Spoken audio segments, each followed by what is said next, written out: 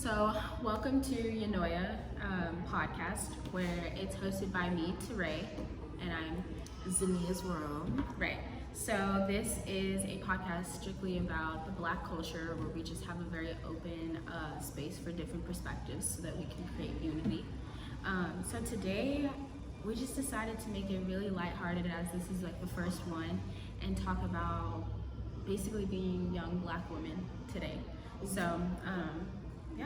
Well, for starters, like, I guess we could talk about where we met each other, which was during COVID at Walmart. Yeah. Very interesting. But I guess let's talk about maybe the workspace as a young Black woman. Where else have you been working? Me, right now, well, I don't know if I should say exactly where I'm working, but I'm working in technology, and that right now is kind of a weird space for me because when it comes to technology, the farthest I know is like using my phone, taking pictures, and uploading stuff. Like, that's what I know, but having to know like certain specific things about it and people questioning if you're smart or not, especially white people questioning you consistently smart or if I'm dumb, and then having to bring over another white individual to tell them exactly what I told them. It's stressful, but it's okay. Yeah, I feel you. I was just having this conversation where I get into group projects at school, and I'm one of the only people of color, well, like one of the only Black girls. And my voice is very soft and I look very kind. But doing gender and women's as a minor, I was constantly ignored, and my perspective was never really heard very much. And people just didn't think I was smart, and then said the exact same thing I did, and that clicked for you, and I was just like, okay, well, take a moment. But, exactly, and that also shows up more into what I do outside of work, because even though I do work a job that's not like what I want to do, it isn't. I would never be my lifelong job. I'm gonna be there for one more year because I know in my spirit and my faith and the universe is going to do big things for me. But when it comes to people questioning me and me feeling like people aren't believing in me, also comes in like my content creation, when I do music, when I do all of these things, where I was just having a conversation with another creative friend who does music, and we were just talking about how I have somebody who kind of talks to me as a kid. They do the same exact thing, not the same exact thing that I do, but more fashion-wise in the fashion world. And when I'm trying to speak to them and tell them, like, speak business with them, it's kind of like a lighthearted, funny, joking way. It's like, don't question my ability and what I can do, because I know I can do it. And if you give faith in me, I know that I can do it better than the people that you're working with right now, period. You know? But it's all about just like, as a Black woman, having to believe in myself and knowing exactly what I can do and what I'm made of. yeah. We're definitely going to be underrated often. People question our ability to get things done, or if we're even qualified to do it. And it's like, no, I probably worked 4 times harder than most of the people you know to even get to where I am, and I'm going to continue to do so. So it's definitely frustrating. I had a class and it was about like Black feminism, and there was only 2 Black women in the class. And when I spoke, no one had a response to anything that I said. And these are real experiences that I'm speaking on. And there was other students that spoke, and it was like everybody chimed in. They're like, oh, you're so right. Like, I didn't even think about that. And I just shared an actual experience. And this was like during the summer where we had all those protests. And obviously that's hitting all of us hard. And I was just like, why is it when I spoke, you didn't say anything? But there was a white transgender female that spoke, and everybody was moved from their statement, speaking on something that they couldn't obviously experience. And I was just like, how does this even? And then I just went silent. Then I started to lose points because I wasn't speaking, because I was like, well, why am I speaking when I'm being ignored? So we definitely have to figure out how to speak and like be heard. Like, I don't know if you ever experienced this where you're like, I tell people I try and be mindful of the way that I come across because I don't want to be labeled as angry and aggressive, which I constantly get labeled as. So I'm like, what is a good balance in between the two in your workspaces to where people don't feel intimidated but that people still respect you, you know? I think I don't want to say that how do I answer that? I'm getting a little choked up, sorry. But I'm very on and off with that, only because I got some advice from one of my co-workers at work, and he kind of explained to me, like, don't go into rooms that you know people are not going to like you in, that people are not going to hear you in, that people are not going to talk to you in, because there's going to be other rooms where people are going to love exactly what you're saying, they're going to appreciate what you're saying. And that really hit me, because when it comes to me coming off as this or people not listening to me, I don't care, because I know exactly who I am, you know? But I still do often like get in that point where I'm like, why aren't you listening to me? Why don't you believe me? But at the end of the day, if I'm going into a room where people do not believe what I'm saying, people do not support me, I'm going to leave that, because I know plenty of places where people will sit up and listen to me and hear what I have to say, hear me out, and all of those things, especially in your class, you know? It's like nobody is, and that's a very valid feeling, to sit there and people are not responding to you and not want to talk out. But then I feel like there comes a point where it's like, no matter if nobody's listening to you, make them hear you, no matter if you come off aggressive or not, because those stereotypes are still going to be linked to us no matter what we do, you know? Yeah, and I definitely struggled with that, and I think I still am, and I'm trying to go into entrepreneurship, so I'm trying to make sure that I'm working on how I approach people and how I talk to them, because I want to be taken serious. But I also understand what stereotypes come with me when I go into these spaces. So it's been a struggle, but yeah, I know what you mean. It has been a struggle, especially with me now at my current job. It's been a very big struggle, because it's like we just have to calm down, take a step back. But it's like I come to a point where it's like, you're not gonna keep on disrespecting me until I gotta say something. Yeah, I shouldn't have to tell you that, you know, the way you're talking to me is inappropriate and you need to correct it. Exactly. I'm not 16. I'm not gonna say my age. You know, like I went through high school, I went through college, I've had numerous jobs, and I more than likely can do your position, no disrespect, and probably if not better, based off of like the way that a lot of the managers that I've had have done some really inappropriate things, or have allowed inappropriate things to go on instead of addressing it so that everybody feels like it's a safe environment. They just sweep it under the rug. That isn't okay. Yeah. But yeah, it happens a lot. That's why when it comes to business, especially as a Black woman going into business, because I went to college, but I unfortunately, well, not even unfortunately, I dropped out. Yeah, you're pursuing what you want to pursue. So exactly. That's a blessing. Exactly. And it was like, it was taking up too much time, and I felt like they weren't teaching me what I needed to teach. It takes up a lot of time. Exactly. And I was going for marketing. So it was like, what marketing is basic. Well, I don't want to say it's like basic, you know, like it's very face front, you know what I mean? Yeah. But it's like, I'm going for marketing. Why am I taking communication classes and all these classes? Even though I know I have to. So I stopped doing that, and I'm now doing Coursera courses for certification. But I feel like when it comes to working, me personally, I don't want to work for no person that is, like, I don't want to work for anybody. Yeah, So, me either. I'm the same way. Exactly.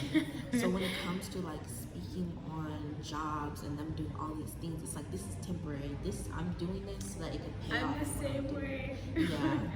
Like I will buck up when I need to buck up, because like obviously I have things to pay for, and my goals aren't gonna get there for free. So I have to work in order to fund them and get there. But I definitely do look at my jobs like I'm making, you know, especially when I was like making minimum wage. I'm making minimum wage for the type of behavior that you're giving me when I can make that someone else Exactly. and get treated better. So why would I tolerate that and settle for less? Like, no. And it took me a very long time to even reach that point. I had a very low point in Tucson when I worked at a restaurant, and there was just a lot of, I guess, like, it was a lot of favoritism. It was definitely like a race favoritism, and certain genders and certain races, if you were both, you moved up so much quicker, even if you weren't qualified for it. And it didn't matter how hard I worked, I just was never moving up. And even when I left, they apologized but played a victim role. And it was almost like they were making me the bad guy. And it was like, I shouldn't feel guilty for leaving because of the way that you treated me. And it shouldn't have taken me saying something for you to move up other Black individuals working at your restaurant. And even when I went back and visited it, it didn't seem like really anything had changed. That place and that strip, most of that strip. Have you been to University of Arizona? I'm actually from Tucson. Are you? Yeah, I am. Okay. So like that strip. Well, I don't know the strip. I don't know you don't much know of what it strip I'm talking now. about? You know, I grew up there, but I heard Maybe that. like when you, if you ever walked the university strip, it is predominantly one race working there. And it breaks my heart when I go back because it's like, why is there not that many people of color working here? At any of the stores, the restaurants, the bars, it's very few of us. And it upsets me because it's like, why is this okay? You don't have to drive or bus or bike to get a job when you live on campus. If you want to be a freshman that has a job because that's how you make ends meet, you should be able to walk across the street just like the rest of the sorority and fraternity kids, you know?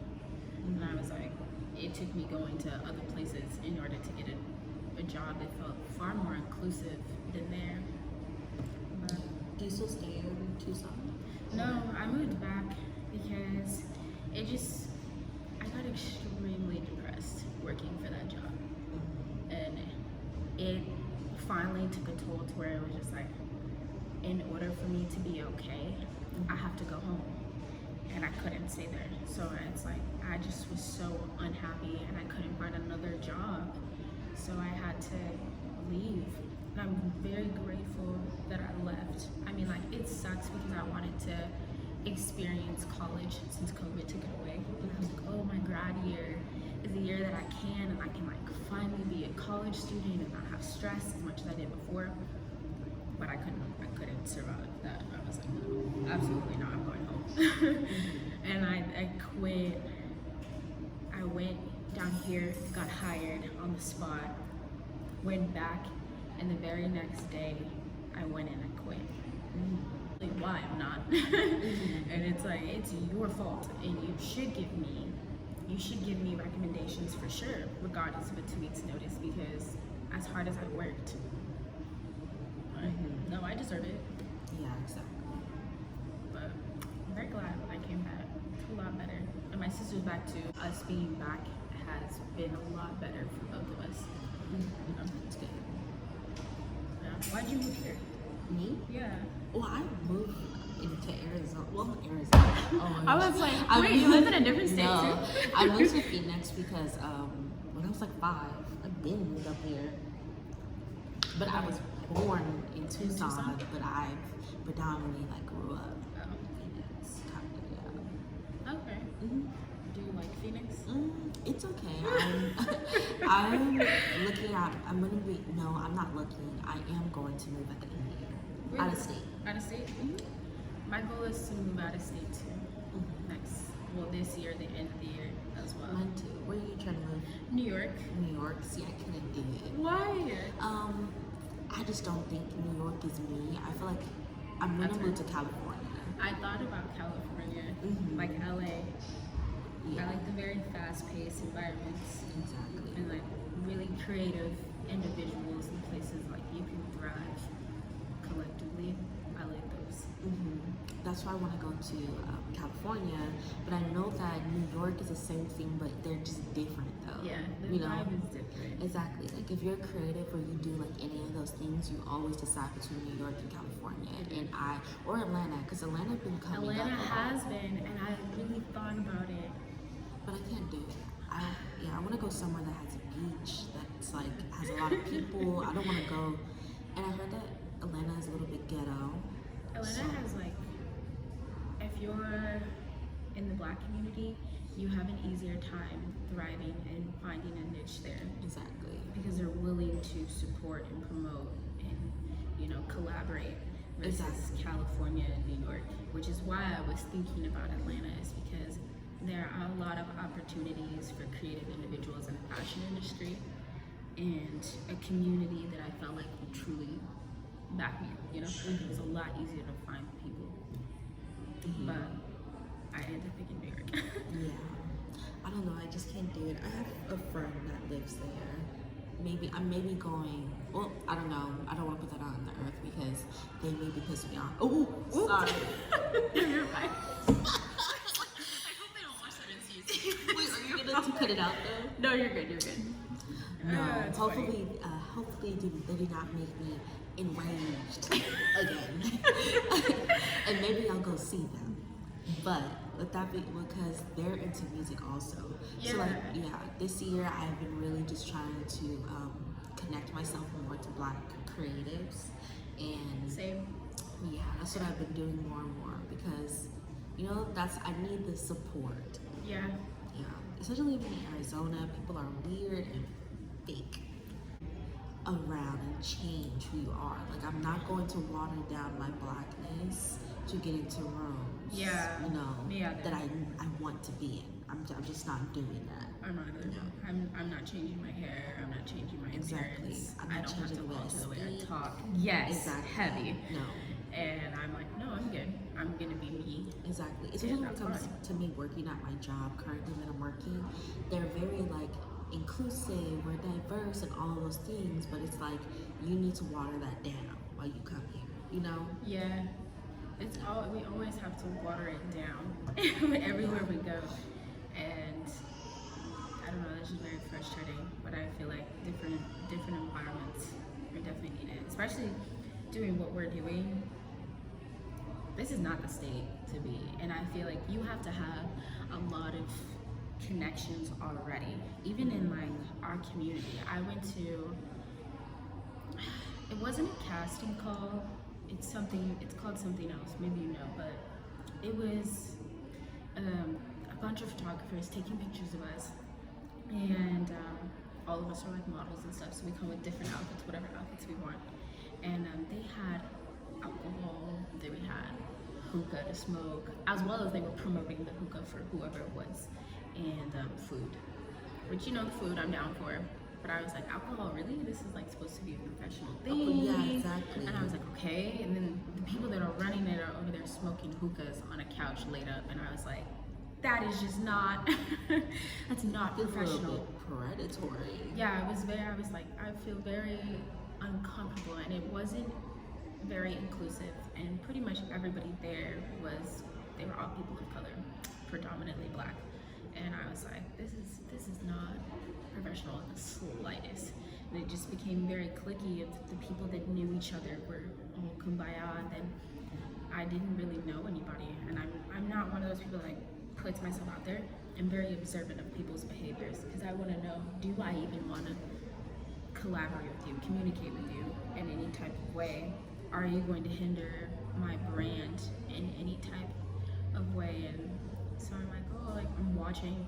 There was like a shower thingy and a shower space, and a girl came out in the most revealing like swimsuit wear, and they turned the water on, and she was like posing, taking pictures, and like people were walking by, and it made me. I mean, she was confident about it. No disrespect to her. I wish that I was confident in taking pictures like that, but I didn't even like the people staring at me, and I was fully dressed. Like, can you get some space? Like, you're just gawking at me. She loved it. She ate it up, and I was like, no, ma'am. Yeah. You gotta eat. And Scare money don't make money. And it was just going on with her. And I don't. Look, I'm gonna have to figure out how to make money a different way because I'm not gonna do that. And it's just going on her social media and maybe the photographer stuff. Yeah, it wouldn't like it was going in a magazine or something like extravagant. Like it was just like a way for us to meet other people of color and collaborate. But it was just mind blowing to me that she was like that undressed and like in front of all of us. Yeah, so it was definitely I think, and I was talking to like a couple of people about this, is I don't understand why our community feels like it's acceptable to bring alcohol and like anything else to events like this. Like this is supposed to be a place of work, connecting. Go somewhere else where they create spaces where there's not a ridiculous amount of drinking. It's just there's no clickiness. People, yeah, the people running it, they're like there's no colorism here. Yeah. There's no separation here. It's just all one. We're supposed to be here building each other up, connecting. Yeah. Where's that? Have you experienced that? Unprofessionalism? Yeah.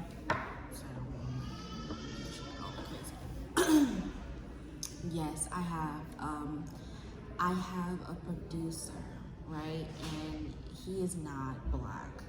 But when it comes to him, it's like you're very unprofessional. You don't have no professionalism to you. I understand you're 20 years old. I'm 22. Like when it don't matter. Exactly. When it comes to like you're going to be handling my music, you're going to be working with me.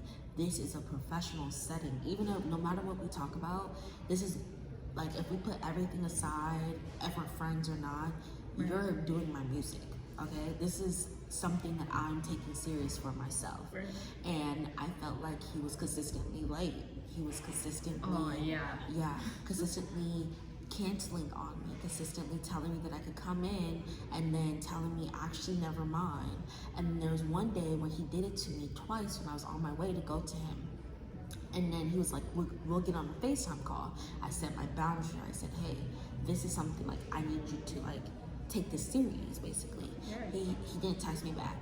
I said, okay, we're gonna do that FaceTime call. Said, text me back like 5-6 hours later. Oh yeah, we could do the FaceTime call. Never calls me. Second night, does it again. Third night, does it again. And I'm telling him like, all I need from you is an hour. And it was almost about to be midnight at this point, and he was like, oh, sorry, just pulled in. I was about to call you. You told me that you'll call me around 11 o'clock. Why is it almost midnight and now you're texting me? So now it's kind of like I'm going through this thing where it's like, why is there no professionalism? Yeah. And I think coming from since I'm a black woman, because he does have black artists, I feel like they're more taken serious than how I was, you know? And coming from me, it was like, why is, when it comes to black people, like you're not taking me serious as a black woman? And I feel like reverting back to what you were saying, in that situation, it's like, why are you bringing alcohol, hookah, and all these things? Because if we looked at a black, like white people, the way that they run their stuff, exactly. They don't do that. There's no alcohol, there's no nothing. There's probably sparkling water. I'm like, saying, you know what I mean? I'm saying, like, I went with some people, I've gone with a couple people to the studio where I did features for them. And they were the ones bringing everything. Mm-hmm. And yet the people that were, like, running the studios and stuff, like, they didn't know none of that. They didn't supply it, they didn't come with it. They kind of looked at them like,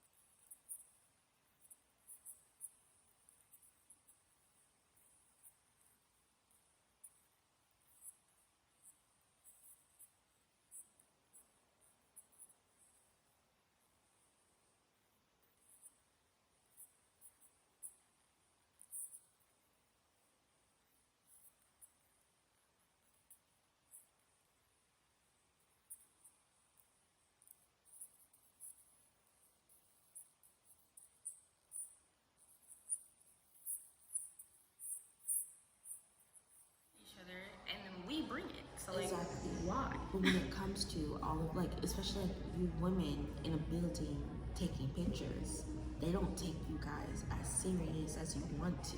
That's why they brought hookah and alcohol and all of these things. And it was the because, men modeling too. I was just like, what?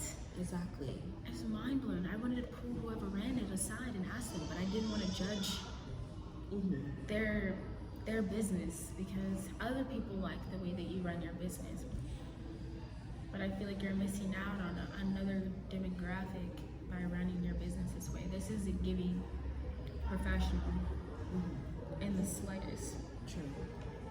But I really stood out there, and no one made me feel comfortable whatsoever. And yeah, it was definitely interesting because I was like, wow, I'm nothing like these girls. And even when I apply for jobs, like to be bottle service girls, I'm nothing like them. In Arizona. Either though. And yeah, like in Arizona, like they're like super tall. They have like everything's done up on them, and yeah, and our community is set up where we have to look that type of way in order to be models or in order to be beautiful or in order to work at these clubs and stuff in downtown and in Scottsdale and stuff. And it's like, why do I have to look that way? If you're starting a place that's supposed to be helping employ us, why is it that you're setting a standard on how I'm supposed to look as a black woman when I already get that everywhere else, you know? I was just like, what is this? Yeah, it kind of reverts back to going places where you know that you will be accepted. Because when it comes to those kind of situations, it's kind of like, you know, it's very valid to say, I don't like that I'm here, I don't feel comfortable, I don't like this area. But when it comes to that, like, I feel like as like human beings and individuals, we have to stop going to places we know that are gonna make us uncomfortable. And we I have thought to it was a place that would make me feel comfortable. Yeah. It was not. It wasn't my environment, and it sucked because I thought it would be. And same with like some of the clubs where like, oh, and people would tell me like, no, you should go apply, like you're definitely gonna get it, you would thrive there. And then I go and apply and I'm like, oh, okay. To the clubs. Yeah. Do they only do 21 plus? No, they're 18 plus, I believe. But certain positions, I think they wanted you to be 21 plus. But yeah, I went and did an interview with one of the newer clubs here, and I was like pretty nervous. Like, I've been bartending for a little bit, so I don't know every drink, but the two places that I worked at to bartend, it was like a restaurant and a hotel. So we obviously didn't have certain things that I can make certain drinks. And then one of them was more like a classy restaurant. So they were not ordering the type of things people order at bars. It was like high-end drinks. And when I went back there for the interview, there was like 4 or 5 people questioning me, and it was super uncomfortable. I couldn't even like barely get a word out before they just would hit me with a question, and then while I'm like in the middle of answering one question, somebody else would like tag on and say something or like ask a question, and I was extremely overwhelmed. And it was almost like it was set up for me to fail, and I didn't know how to answer 2 of the drinks they asked me how to make it, and that was because I didn't ever make these drinks at the places that I worked. And it's not that I can't learn how to make them. I can learn very quickly. It's just in which I explain that I'm just a very goofy girl. I tripped. Really? Yeah, on my way out, I tripped on the chair. But I'm just goofy, and I trip over air. But they're thinking like I'm nervous and I'm intimidated by them. No, I'm just clumsy. I will run into a wall and set my toe on my own. And you guys set up an environment that was just like super uncomfortable. Hostile. Yeah, and they had to be like no older than like 35. So they're all young, black entrepreneurs, and they created this uncomfortable space. And there was other girls that had left, and they were just like, yeah, it was super weird, super uncomfortable, super awkward. They were doing a lot. And this isn't the first time where I've gone somewhere and done like an interview and it was everybody doing the interview were like all black, and they set up an uncomfortable position like this, and I was just like, what is this? This is not professional. And then let me tell you what they were wearing. Just streetwear. Like, yeah, Dad.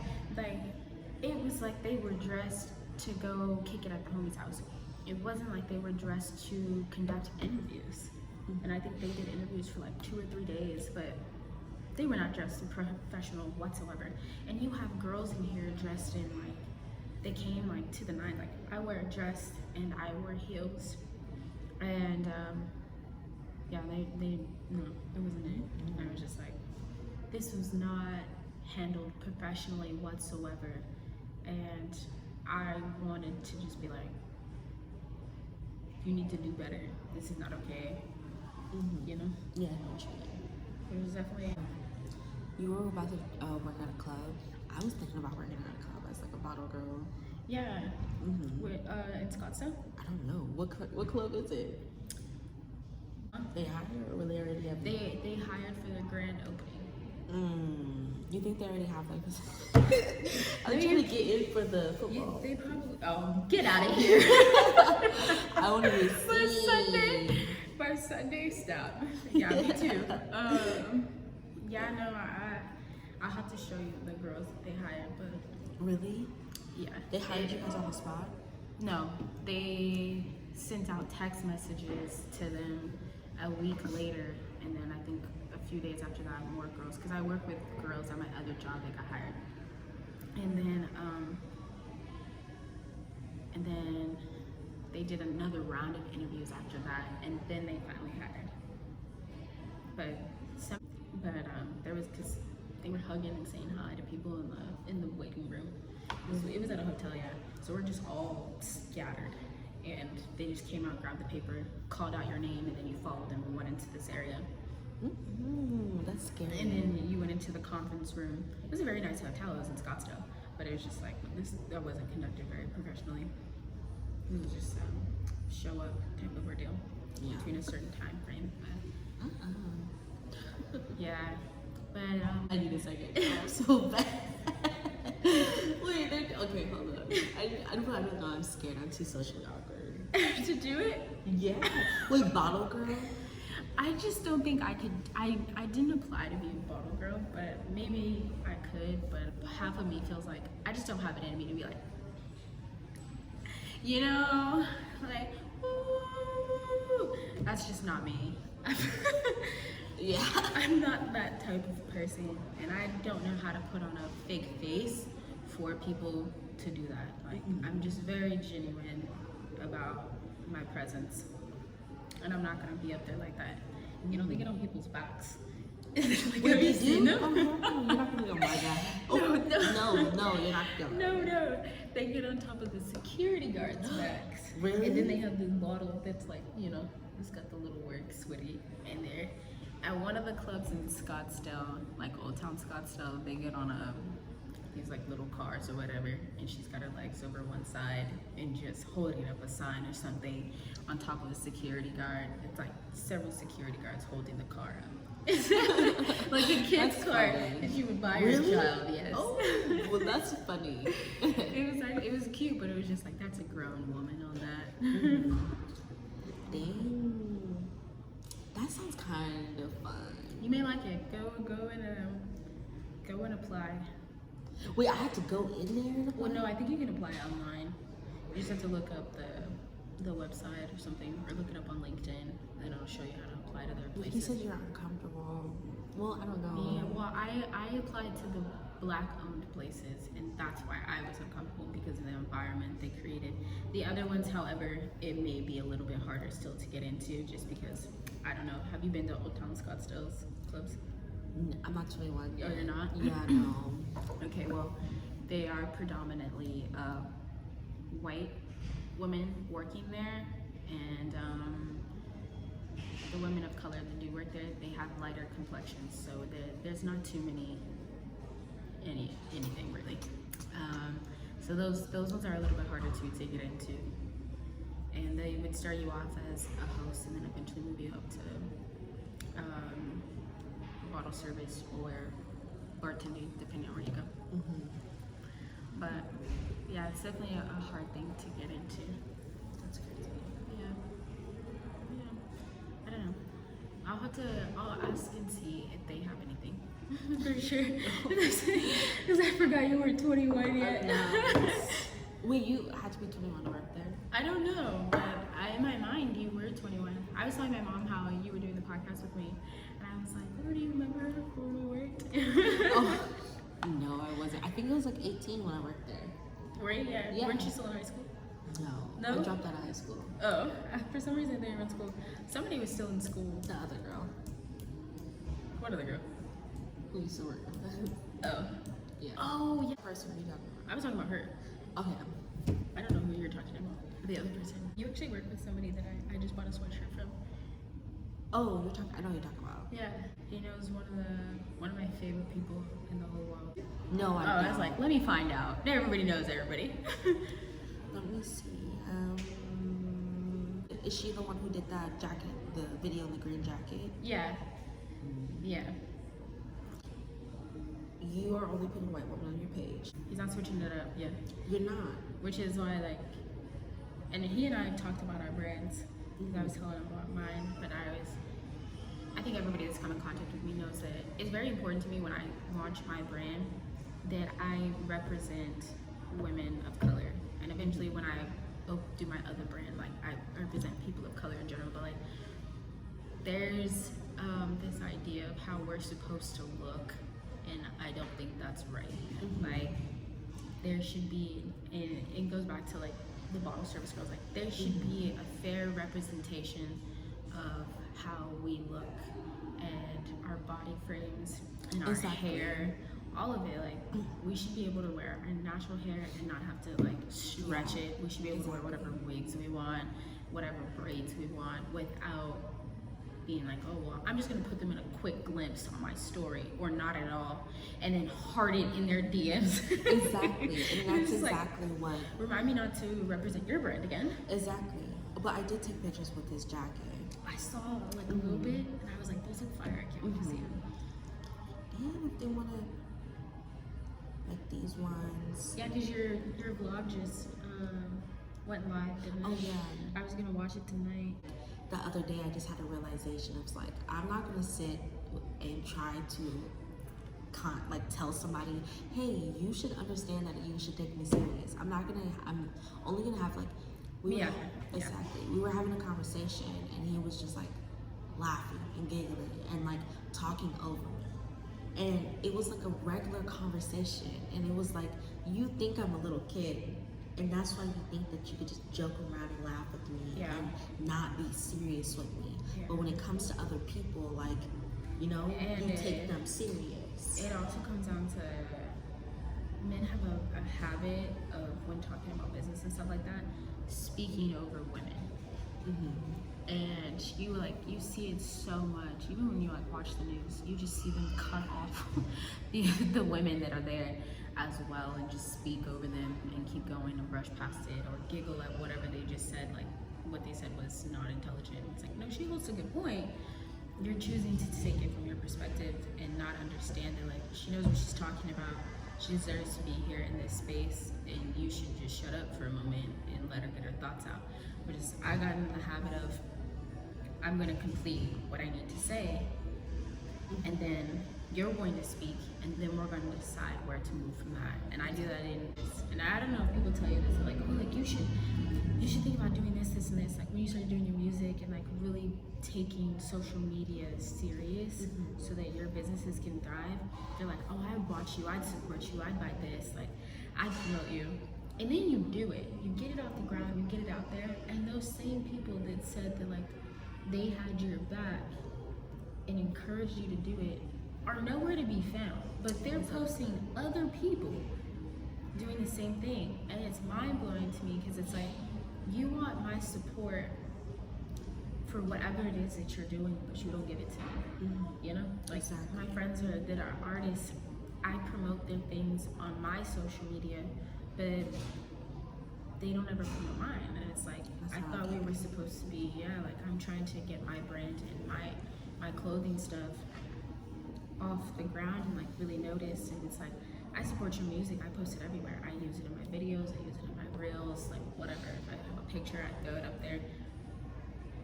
But it's not reciprocated. And these are like the same people that want to post on their social media, like, oh, nobody supports me, but they'll learn one day. No, there's one person supports you.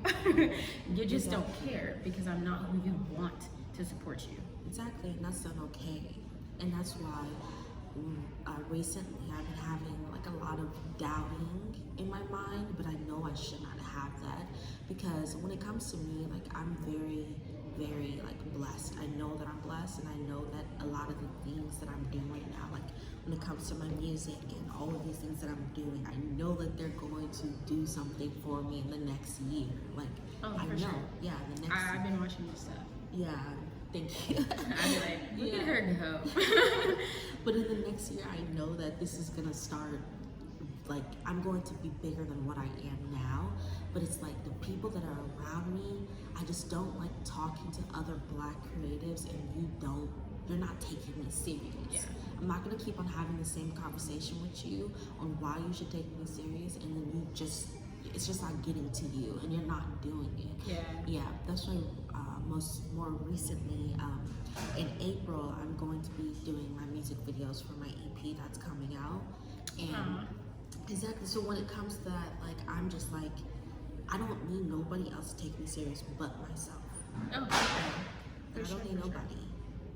Yeah, and that's I one of my goals is to have my own EP, and like my goal this year for 2023 is to write like my first song, like actually take the time to really do it. And it's like obviously I don't really write songs ever, so I'm really learning how to do it and find people to take me serious, because I always have people ask me to do features on their songs, and then they put it out there and I get like no credibility for it, or they never launch it, but then I don't receive like a pay cut or something. So it's like, no, I need to take me serious in the art that I want to create, you know? Before anybody else would. Yeah, like I'm doing modeling for people for free. I'm doing features in their songs for free. And again, these are other Black creators, because I'm understanding like we don't always have the funds to do it, but if we can work together and support each other, then we can all thrive. But people don't do that in return. And I definitely understand.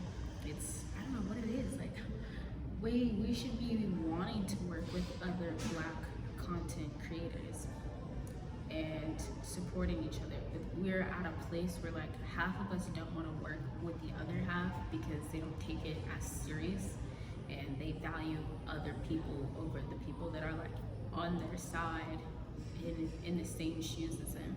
Which is very frustrating. It is. It's very annoying and frustrating, but that's why I just came to a point where I'm just like, I can't. I had to focus on me. I had to put me first, you know? Yeah, and I'm like, I'm definitely going to support other people that I see working as hard and are in support of other content creators in my same shoes. Like you, like, I support you all day. It don't matter.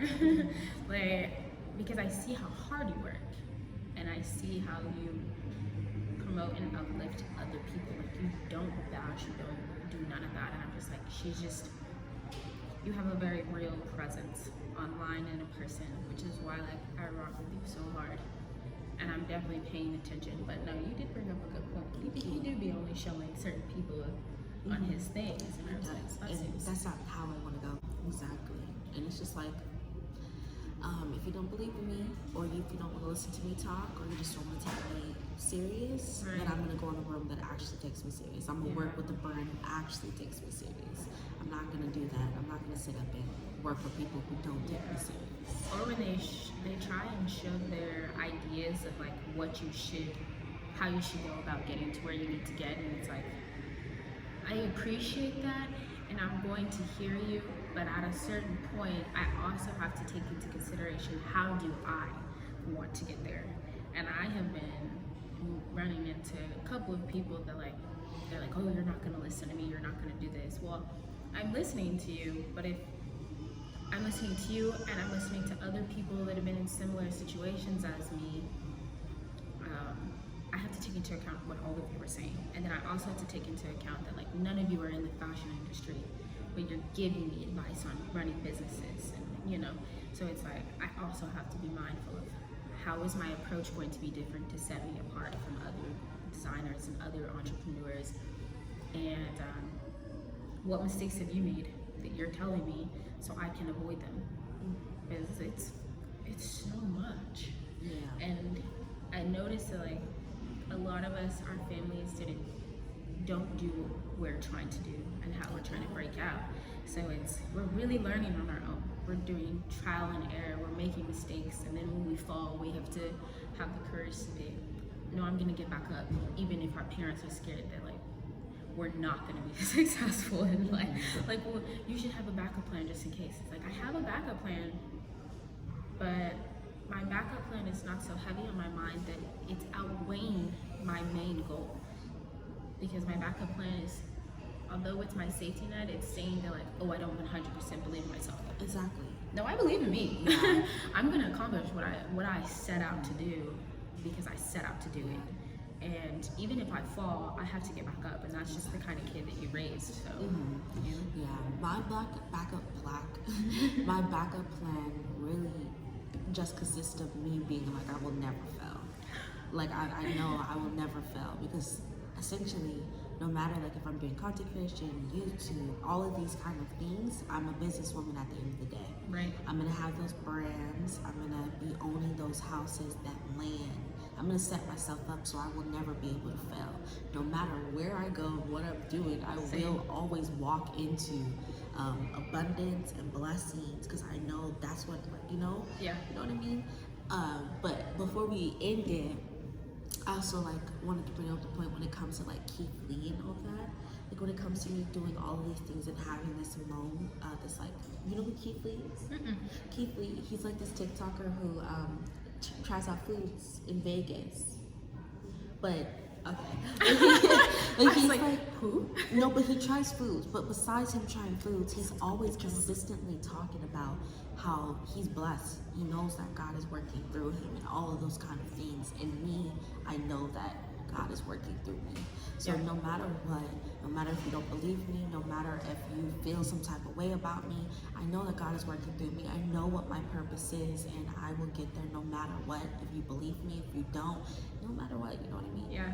I like to keep in mind that like, obviously I'm not for everybody, but there are specific people that who I am and my message and my presence is supposed to touch. And so, like I said on my Snapchat the other day, when I went to visit my family back in Texas and New Mexico, I was with one of my nieces, and she was like, "Auntie, I watch your YouTube channel. I watch your videos," and it like melted my heart, because I'm always saying how what I do, I hope that my younger sisters, and I hope that my nieces and nephews see me and are like, if she can do it, then I can do it. Exactly. She can accomplish anything, and she put her mind to it, and she fought. Even though like I'm not there with them like I would like to be, I hope that when they see my stuff, or they do see me, they see themselves. They see that as young Black women, they can get to where I am and further. And that's the kind of mindset I want to set up for them. So like when all of my nieces are telling me like, I watch your channel, I can't wait to see your next video, that touches me. This is something I'm passionate about. I love fashion. I love creating like modeling content, and to see how they light up, it was like, okay, yeah. She was like, I'm subscribed. And I was like, yeah, you should be. It like makes my day. But it's like, they're who I want my presence and my message to reach. Young girls like them. So I definitely am like, yeah, obviously not everybody's gonna believe me or understand why I'm doing what I'm doing, but it's not for them. Exactly. God has specific people intended for it to reach, and it's just not for you. They're reaching the people that it's supposed to reach. Exactly. And you just have to accept that and like move forward. I agree with you. Yeah, for sure. Yeah. I guess we can end it off on that note. And for watching the Eunoia podcast, our very first one, and we look forward to seeing you next time.